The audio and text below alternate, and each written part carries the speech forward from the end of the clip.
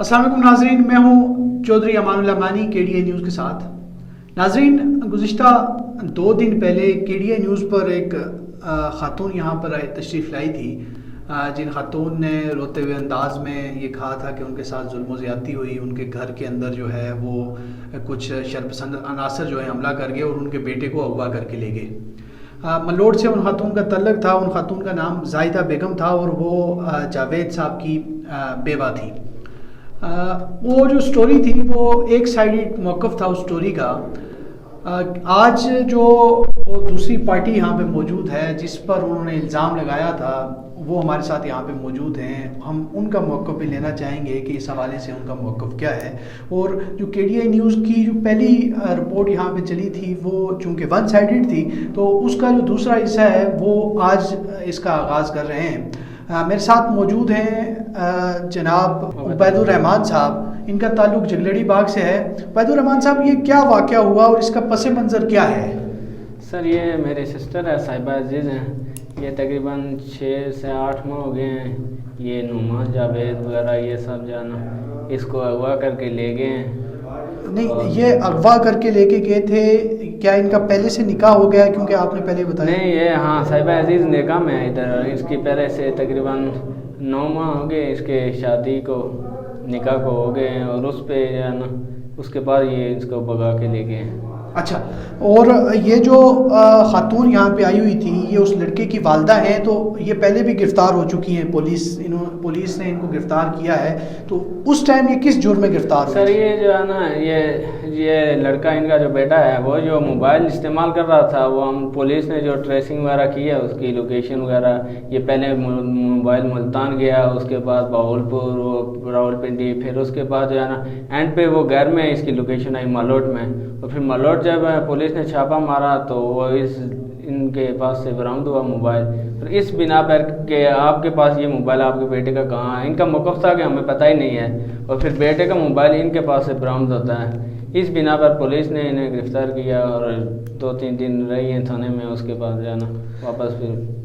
یہ جو موجودہ کیس ہے جس میں وہ یہ کہتی ہیں کہ ان کے بیٹے کو اغوا کیا گیا، جس کا نام کیسر ہے، تو میری ناظرین ابھی ارجب چوکی جو پولیس ہے اس کے زاہد عباسی صاحب سے بھی میری فون پہ بات ہوئی۔ انہوں نے بھی یہ کہا کہ جو لڑکا ہے کیسر جاوید وہ ان کی حراست میں ہے۔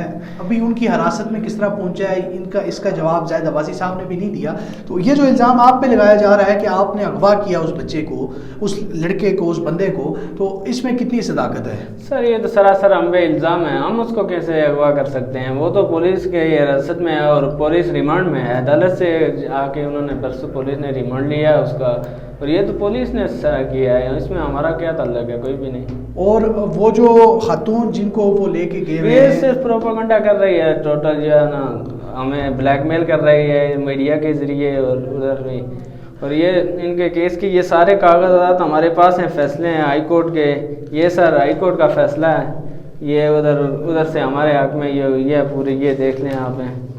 اور اس کے بعد یہ 22A کی کارروائی انہوں نے کروانی چاہیے راولپنڈی میں، یہ بھی ہمارے حق میں یہ آیا ہے فیصلہ، یہ دیکھ لیں سارا آپ ہیں یہ۔ ناظرین، وہ جو خاتون باقی فیملی کورٹ سے بھی یہ فرار ہیں، کسی کورٹ میں انہوں نے سامنا نہیں کیا۔ ہمیں تو شک ہے، کیا پتہ انہوں نے وہ بچی کو مار دیا ہے، کہیں آگے بیچ دیا ہے، کہ ابھی تک کہیں سے سامنے نہیں آئی۔ 8 ماہ ہو گئے، تقریباً 8 ماہ، اور 8 ماہ میں ابھی تک کوئی فون کال میسیج اس کا فوٹو کچھ نہیں سامنے، کبھی انہوں نے لایا نہیں، ہر جگہ سے بھاگ رہے ہیں جان۔ کتنے عرصے سے وہ خاتون؟ 8 ماہ سے وہ جو آپ کی بہن ہے وہ لاپتہ ہے، اور 8 ماہ سے آپ عدالت میں جنگ لڑ رہے ہیں۔ عدالت میں ہم قانونی جنگ لڑ رہے ہیں، نہیں تو ایسا کچھ ہوتا تھا۔ 8 ماہ گزر گئے، ہم نے کچھ نہیں کیا تھا، ابھی کیا کرتے؟ یہ تو سراسر پولیس نے کیا، ہم نے تو قانونی جنگ لڑی، اور قانون سے یہ جو ہے نا ہمارا قانون پہ یہ اعتماد ہے۔ اگر ابھی وہ جو خاتون ہے اگر اس کا رابطہ آپ کے ساتھ کہیں پہ ہوتا ہے یا پھر وہ جو نعمان جاوید ہے اس کا کسی ذریعے سے بھی گزشتہ 8 ماہ سے آپ کو کوئی کلیو نہیں ملا کہ وہ کہاں پہ ہے؟ نہیں، ابھی تک کچھ پتہ ہی نہیں چلا وہ زندہ ہیں یا مر گئے ہیں یا کیا، کس حالت میں ہے، کیا ہے۔ آپ کیا اپیل کرتے ہیں عوام سے، میڈیا سے، اس پلیٹ فارم کے تھرو کہ کیا کیا جائے؟ ہماری یہی اپیل ہے کہ ہمارے ساتھ انصاف کیا جائے، حکومت سے بھی یہی اپیل ہے اور پولیس سے بھی، پولیس تعاون کر بھی رہی ہے اور میڈیا سے بھی یہی اپیل ہے کہ ہمارا ساتھ دیا جائے اور ہمیں پتہ چلا جائے کہ ہماری بہن کس حال میں ہے، مر گئی ہے، زندہ ہے، کدھر ہے، کیا ہے۔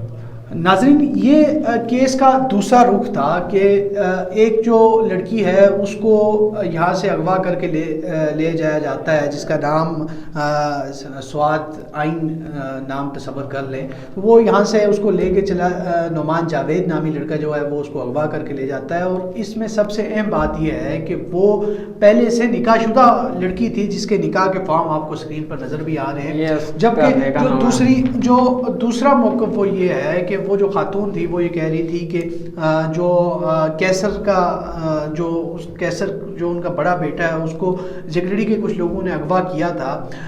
یہاں پر جگلڑی یا ملوٹ کی بات نہیں ہے، یہاں پہ حق کی بات ہے کہ کون درست فرما رہا ہے۔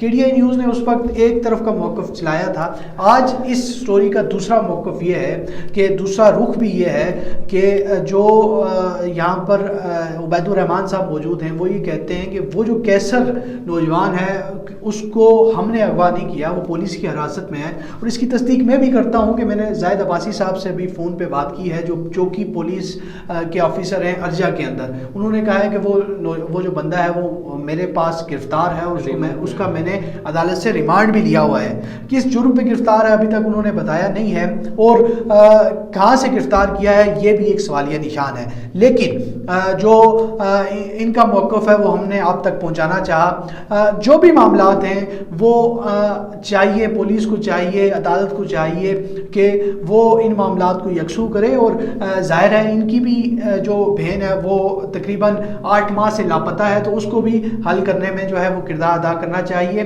KDI نیوز کا ہمیشہ سے یہی کوشش رہی ہے کہ وہ دونوں سائڈ کے جو ہے وہ موقف آپ تک پہنچائے، یہ اس سٹوری کا دوسرا موقف تھا، دوسرا رخ تھا جو آپ تک پہنچا رہے ہیں۔ اس طرح کی مزید سٹوریز بھی آپ تک پہنچاتے رہیں گے۔ بہت شکریہ۔